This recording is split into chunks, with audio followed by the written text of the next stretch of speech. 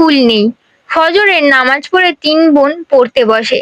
প্রেমা নামাজ পড়তে চায় না, ঘুমাতে চায়। হেমলতা মায়ের ভরে নামাজ পড়ে। সে ঝিমুচ্ছে আর পড়ছে। তা দেখে পদ্মজা আর পূর্ণা ঠোঁট টিপে হাসছে। হেমলতা বিরক্ত হন। প্রেমার তো পড়ার ইচ্ছা হচ্ছে না। সে সাথে পদ্মজা পূর্ণার মনোযোগ নষ্ট হচ্ছে। তিনি কর্কশ কণ্ঠে ধমক উঠিয়ে, প্রেমা ঘুমোচ্ছিস কেন? ঠিক হয়ে পড়। প্রেমা সংকুচিত হলো। চট করে চোখ খুলে তা তাড়াতাড়ি পড়া শুরু করলো। হেমলতা কিছুক্ষণ পর স্বাভাবিক গলায় বললেন, পড়তে হবে না, ঘরে গিয়ে ঘুমা। প্রেমা একটু অবাক হলো, পরে খুশি হয়ে ছুটে যায় ঘরে। পূর্ণা মুখ আর করে ফেললো।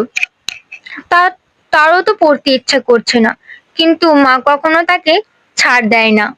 হয়তো ছোটবেলায় ছাড় দিতেন, মনে নেই। সে আবার দ্রুত খুব ভুলে যায়। ব্রেন ভালো প্রেমার, যা পড়ে মনে থাকে। পূর্ণা খুব দ্রুত ভুলে যায়। পদ্মজার সবকিছুই স্বাভাবিক, শুধু রূপ ভাসে। সূর্য ওঠার সাথে সাথে মোর্শেদ বাড়িতে ঢুকেন। হাত ঝাঁকি জল আর বড়শি, কাঁধে পাটের ব্যাগ ঝুলানো। তার মাছ ধরতে গিয়েছিল। মোর্শেদ বাড়ি ফিরলে পূর্ণা আর প্রেমা সবচেয়ে বেশি খুশি হয়। মাছ খেতে পাবে অনেক। অর্থের জন্য হেমলতা খুব কম মাছ আনেন। মোর্শেদের বাড়িতে যতদিন থাকেন ততদিন মাছের অভাব হয় না। মোর্শেদ বলার পূর্ণা ও প্রেমা গামলা নিয়ে ছুটে আসে উঠানে। মোর্শেদের কাঁধে ব্যাগ উল্টে ধরে গামলার উপর পুঁটি, ট্যাংরা, পাবদা, চিংড়ি মাছের ছড়াছড়ি।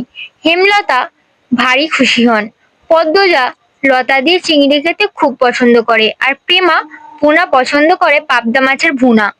মেয়েগুলো খুব খুশি হয়েছে মাছ দেখে, খুব পছন্দ করে। এই প্রেমা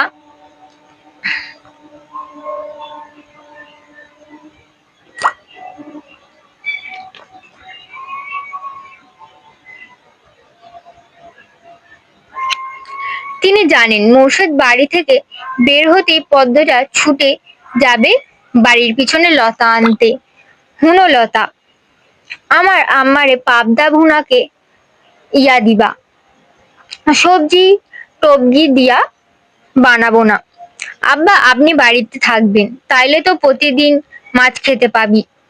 মোর্শেদ আর চোখে পদ্মজাকে একবার দেখে তীক্ষ্ণ চোখে হেমলতার দিকে তাকান।